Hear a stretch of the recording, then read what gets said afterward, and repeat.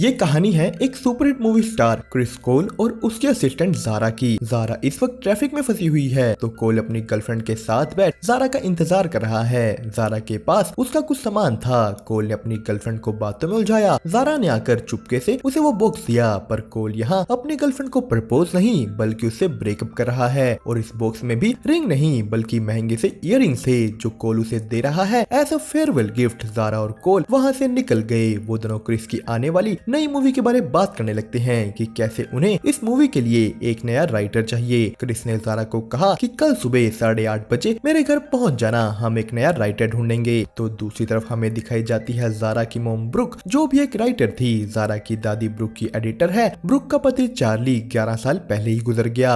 Zara आकर अपनी मोम से मिलती है। वो अपने करियर को लेकर परेशान थी तो उसकी मोम ने कहा कि क्रिस तुम्हें उसकी कंपनी संभालने के लिए तो तैयार कर रहा है, पर दूसरी तरफ से क्रिस तो बस जारा से अपनी शॉपिंग करवा रहा था। वो जारा को कहता है कि मुझे याद भी नहीं कि मैं आखिरी बार एक ग्रोसरी स्टोर में कब गया था।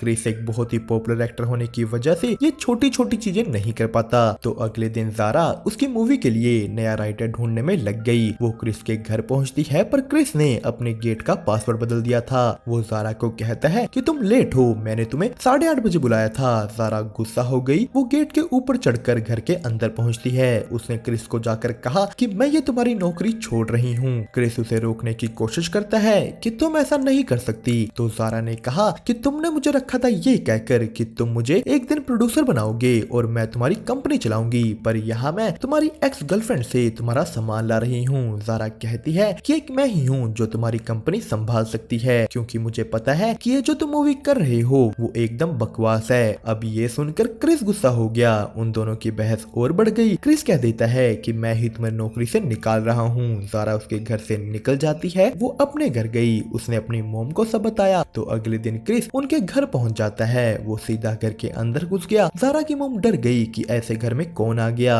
उन दोनों की एक दूसरे से मुलाकात होती है। क्रिस ये देखकर चौंक गया कि जारा की मोम इतनी हॉट दिखती है। जारा बाहर गई हुई थी तो क्रिस यहीं रहकर उसका इंतजार करने लगा। ब्रुक भी कपड़े बदल कर क्रिस के पास आ बैठ गई। क्रिस ने उसे बताया कि मैं जारा को वापस आने के लिए मनाने आया हूँ, पर इतना जारा वापस आती वो दोनों साथ में बैठ ड्रिंक्स करने लगे। क्रिस को पता लगता है कि ब्रुक एक राइटर है। वो दोनों क्रिस की आने वाली मूवी की बातें करने लगे, जारा के डैड की बातें करने लगे, पर ड्रिंक्स का नशा अपना असर दिखाना शुरू कर देता है। दोनों करीब आए, उन्होंने किस की। वो दोनों बेडरूम में जाकर एक दूसरे के कपड़े फाड़ने शुरू कर देते हैं। चीजें आगे बढ़ी पर बाहर से जारा वापस आ चुकी थी। वो अपनी मोम को ढूंढते हुए ऊपर उनके कमरे में चली जाती है और यहाँ जो उसने देखा उस पे उसकी आंखें विश्वास ही नहीं करती। जारा टकरा कर नीचे गिर गई। वो कहती है कि दूर चले जाओ, मैं ये सब नहीं देख सकती। वो सभी डॉक्टर के पास गए। जारा गुस्सा थी कि ये सब क्या चल रहा था। तो उसकी मोम ने कहा कि बस हो गया। वो लोग वापस घर आए। जारा इन दोनों को अपनी आंखों के सामने ये सब करता नहीं देख पा रही थी। क्रिस जारा को कहता है कि मैं तुम्हें एसोसिएट प्रोड्यूसर बनाने को तैयार हूँ, जिस पे जारा ने कहा कि अब तुम मुझे गंदा फील करा रहे हो। तुम मेरी मोम के साथ सोए और उसके बाद तुम मुझे नया काम दे रहे हो। क्रिस कहता है कि नहीं, मैं तुम्हारे घर तुम्हें ये जो भी देने आया था। तो जारा बोलती है ठीक है, पर ये जो अभी हुआ ये अभी के अभी खत्म हो जाना चाहिए। क्रिस ने कहा ओके। जारा अपनी मोम से बिना बात करे ऊपर चली गई। वो अगले दिन एसोसिएट प्रोड्यूसर बन जाती है। उसने क्रिस की मूवी के लिए नया राइटर ढूंढ लिया। जारा क्रिस को कहती है कि मैंने तुम्हारी वैन में नई स्क्रिप्ट रख दी है, याद से उसे पढ़ लेना। पर इधर क्रिस जारा की मोम को डिनर के लिए इनवाइट कर लेता है। ब्रुक भी जाने के लिए मान गई। क्रिस ने उसके लिए पूरा होटल खाली करा रखा था। वो दोनों साथ में डिनर करते हैं, बात करते हैं कि कैसे जारा के लिए उन्हें जो कुछ भी हुआ उसे भूलना होगा, पर ये चीजें ऐसे कैसे भूली जा सकती थी। बातें करते हुए उनकी बॉन्डिंग और अच्छी हुई। क्रिस ब्रुक को एक मूवी सेट पर ले गया जो पूरी तरह न्यूयॉर्क जैसा बना हुआ है। यहाँ अकेले में वो दोनों फिर से करीब आ गए। सब कुछ वैसे ही हुआ जैसे पहले हुआ था। ब्रुक वापस घर जाती है। जारा ने पूछा आप कहाँ से आ रहे हो। तो ब्रुक ने बताया कि मैं क्रिस के साथ डिनर पर गई थी। वो कहती है कि हमने बस डिनर किया और उस दिन के बारे में बात की, पर इतना तो जारा को भी समझ आ रहा था कि बस डिनर तो हुआ नहीं होगा। इसी के साथ साथ वो इस बात से भी परेशान है कि जैसे क्रिस बाकी लड़कियों को करता है वैसे ही वो उसकी मोम को भी हर्ट करेगा। तो दूसरी तरफ वो दोनों एक दूसरे को और मिलने लगे, साथ में और वक्त बिताने लगे। ब्रुक क्रिस के साथ उसके वेकेशन होम में रहने लगी। इधर उनकी मूवी की शूटिंग भी चल रही थी। क्रिस ने जारा को बताया कि मुझे एक बढ़िया राइटर मिल गया है। वो जारा के चूज करे राइटर की जगह इस नए राइटर के साथ काम करेगा। यहीं जब जारा घर गई, उसकी मॉम कहीं बाहर जा रही थी। उन्होंने अपनी कार में ड्रेस छुपा रखी है। जारा ने अपनी फ्रेंड को कहा कि क्रिस ने मुझे बिना बताए ही एक नया राइटर रख लिया। तो तभी जारा को उसकी मॉम के रूम में बिखरे हुए कपड़े दिखे। उसे उनके ड्रॉर में क्रिस की मूवी की स्क्रिप्ट मिल गई। जारा सब समझ जाती है। वो भागकर एक पार्टी में गई जहां इस वक्त क्रिस है। बड़ी मुश्किल से उसे पार्टी के अंदर एंट्री मिली। तो अंदर जाते ही उसके सामने आ जाते हैं ब्रुक और क्रिस। जारा अपनी मॉम पर गुस्सा हो गई कि मॉम आप तो समझदार हो ना, फिर आप इस इंसान के झूठे प्यार के ड्रामे में कैसे फंस सकती हो।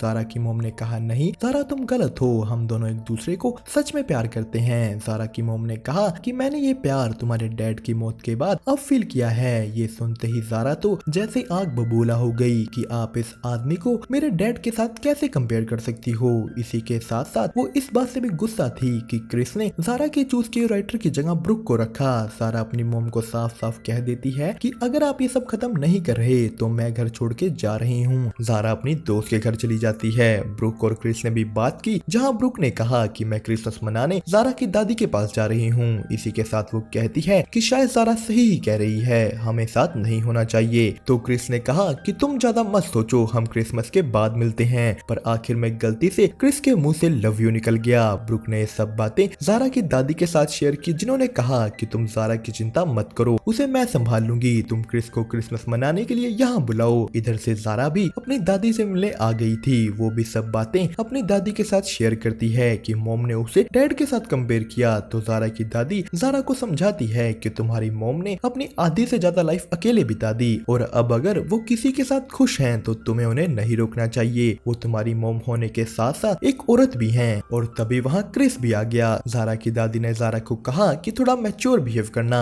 जारा ऐसा ही करती है। उन्होंने साथ में डिनर किया, बातें की। ब्रुक और जारा की दादी साथ में बैठे। जारा की दादी ब्रुक को कहती है कि तुम उसके लिए सीरियस हो रही हो ना। ब्रुक ने कहा पता नहीं, पर वो इस बात से डर रही थी कि जो उसके पहले पति के साथ हुआ क्रिस के साथ भी वही ना हो। यहाँ ब्रुक चार्ली की मौत की नहीं बल्कि उसकी मौत से पहले हुई उन दोनों के बीच की टकरार की बात कर रही है। ब्रुक ने ये बात कभी किसी को नहीं बताई थी, पर बहुत सालों पहले चार्ली ने एक किताब लिखने में 3 साल लगा दिए थे, पर वो किताब नहीं चली और उसी वक्त ब्रुक की किताब फेमस हो गई। चार्ली इस बात से जलने लगा। वो ब्रुक को तलाक देना चाहता था, पर फिर वो बीमार हो गया और ये बात कभी किसी के सामने आई नहीं। ब्रुक कहती है कि मैं फिर से नहीं चाहती कि मेरा दिल टूटे। जारा भी साइड में खड़कर ये सारी बातें सुन रही थी। अगले दिन क्रिसमस आया। क्रिस ने जारा को उसके एसोसिएट प्रोड्यूसर का टैग दिया और ब्रुक को एक स्पेशल बुक जिसमें ब्रुक की आज तक की सारी राइटिंग्स थी। ब्रुक को एक गिफ्ट बहुत पसंद आता है। जारा भी ये सब कुछ देख खुश हो गई, पर तभी उसे क्रिस के एक बैग में वही इयररिंग्स दिख जाते हैं जो क्रिस ब्रेकअप करने के बाद अपनी गर्लफ्रेंड्स को दिया करता था।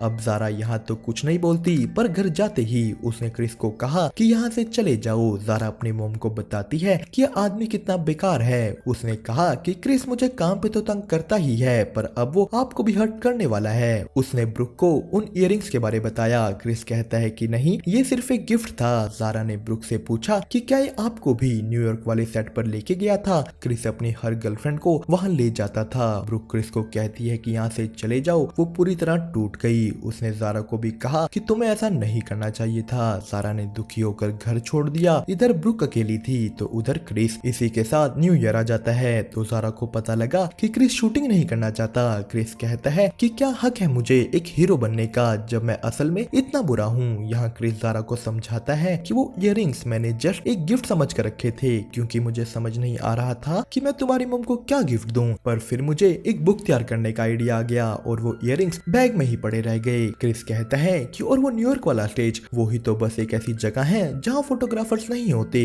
और मैं आम लोगों की तरह घूम सकता हूँ। तो जारा ने भी अपनी गलती मानी कि हाँ शायद मैंने भी कुछ ज्यादा ही कर दिया।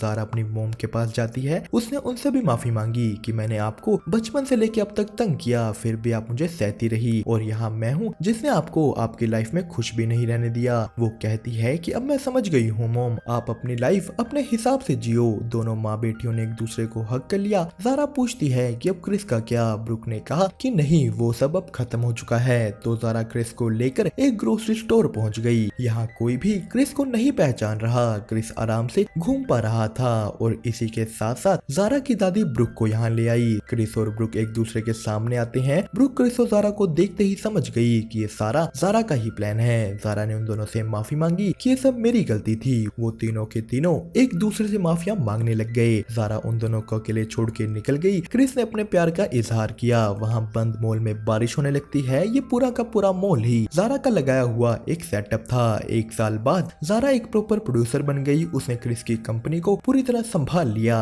पर उन दोनों की लड़ाइयाँ अभी भी खत्म नहीं होती। दोस्तों, इसी के साथ ये मूवी हुई यहीं पर खत्म। आपको इसकी एक्सप्लेनेशन कैसी लगी हमें कमेंट करके जरूर बताना। साथ ही साथ वीडियो को लाइक और चैनल को सब्सक्राइब करना मत भूलिएगा।